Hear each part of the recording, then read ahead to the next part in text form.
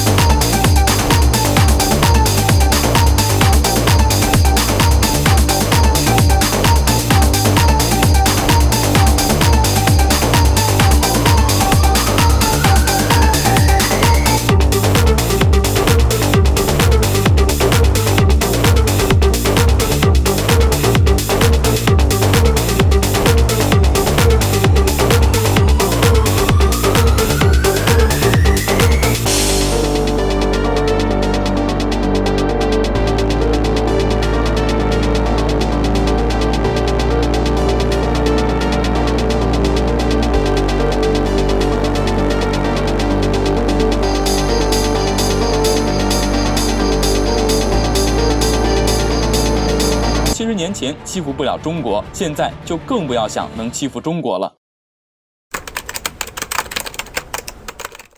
美国自认经济实力强，因此不愿意与俄罗斯签署条约学和，但俄专家却认为，在核竞争上，俄罗斯更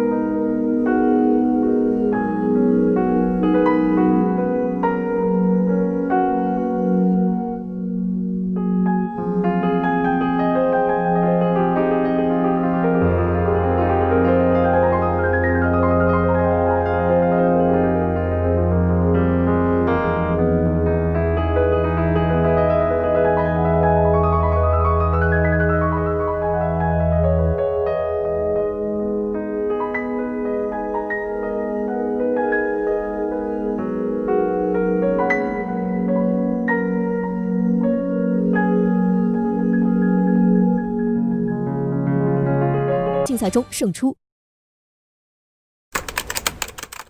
近年来，随着中国航天水平的进步，像遥感卫星这类航天工具已经达到国际顶尖水平。或许不少人还有印象，在今年9月份的时候，一段我国吉林1号卫星疑似追踪飞行中的美军 F-2战机就引起了各方的关注。实际上，此前吉林1号卫星已经有对美国的机场与航母进行动态直播的实例。中国卫星能捕捉动态场景已经不新鲜了，但如果卫星不仅能搞现场直播，还能动态测时速呢？近日，吉林1号卫星的制作公司长光卫星在社交媒体上发布了一段视频，引起了热议。视频以我国吉林1号的视角对美国亚特兰大机场进行动态直播。然而，不仅仅是直播，在视频画面中，中国可以看到起降的飞机会有黄框进行锁定追踪，黄框旁还有不断变化的数字。而长光卫星也说得很清楚，这是吉林1号卫星在追踪飞机轨迹同时，还在进行动态监测时速。我们可以在画面中有刚降落的飞机时速从200多公里迅速下降，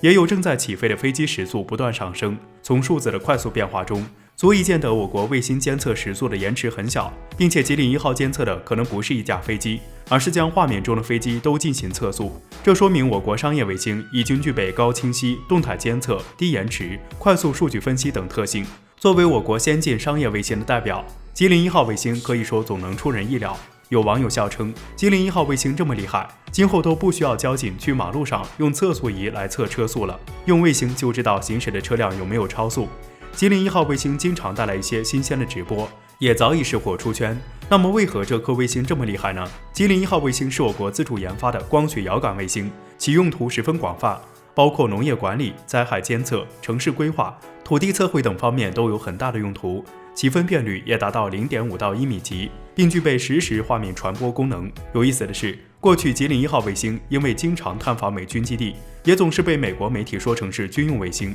不过它的确是一款商业卫星，只不过功能太强了。此外，中国近年来也发射了多颗包括吉林1号在内的商业遥感卫星，旨在用商业卫星打开全球市场。目前中国的遥感卫星能实现全球大范围覆盖，这也就是我国卫星能屡屡直播美国的原因。得益于此，中国的商业卫星也拿下了不少国外订单。就像不久前，巴基斯坦就与我国签署了使用吉林1号卫星测绘边境地形的协议。近年来，中国航天整体起势，呈现出百花齐放的姿态，包括长征5号重型火箭、北斗导航、嫦娥号登月车、天问1号火星探测器、中国空间站等，不断刷新着我国作为一个航天大国的骄傲。而商业卫星作为航天产业持续输血的存在，有着重要的意义。商业卫星打开市场，市场为航天产业提供资金，有了充足的资金，中国的航天人就能创造更多的成就，这也就形成了一个良性循环。因此，中国的商业卫星在展现自己出人意料的功能后，也是为自己打了一个最好的广告。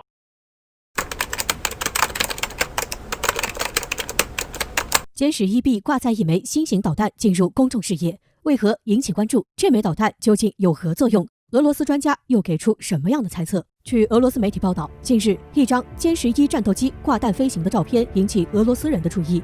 俄媒描述称，这枚导弹的外形与霹雳15空空导弹相似，但是体积却比霹雳15要大，因此可能是基于霹雳15研制的一款新型导弹。那么，这枚导弹究竟有何作用？对中国航空颇有研究的俄罗斯军事专家安德烈亚斯·卢普雷希特认为，这枚导弹属于 ARM 导弹，也就是反辐射导弹。这枚导弹旨在从空中摧毁敌方的地面雷达系统。反辐射导弹也叫做反雷达导弹，不同于一般军事飞行器需要想办法避开雷达信号，而反辐射导弹是专门搜寻雷达信号的。一旦接收到雷达信号波，便能通过雷达的电磁波引导而直冲目标，摧毁地面雷达系统，从而起到戳瞎敌方眼睛的作用。即使敌方及时关闭雷达，这种导弹也能凭借锁定装置继续奔向目标，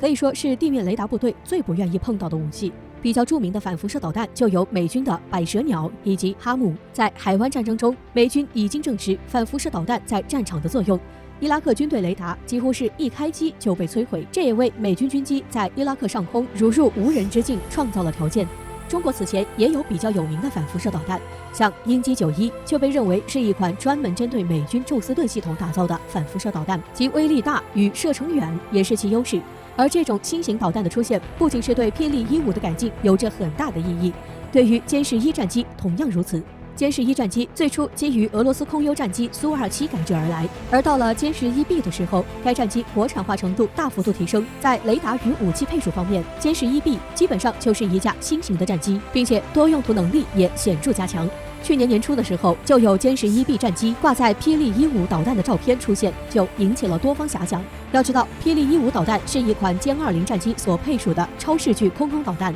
其最大射程达到200公里。而歼11B 的多普勒机械扫雷雷达，其探测范围为140公里，锁定范围为100公里。歼11B 用霹雳15当导弹，完全属于杀鸡用牛刀。因此，很多人推断歼11B 那时候已经换装了先进的相控阵雷达，使其能锁定更远的目标。而这次歼11B 挂载新型导弹，若真的是俄专家所言是一款反辐射导弹，同样佐证了歼11B 对地打击能力。或许空战已非歼11B 的首要任务，歼11B可能转职以地面雷达为攻击对象，来掩护歼20的行动。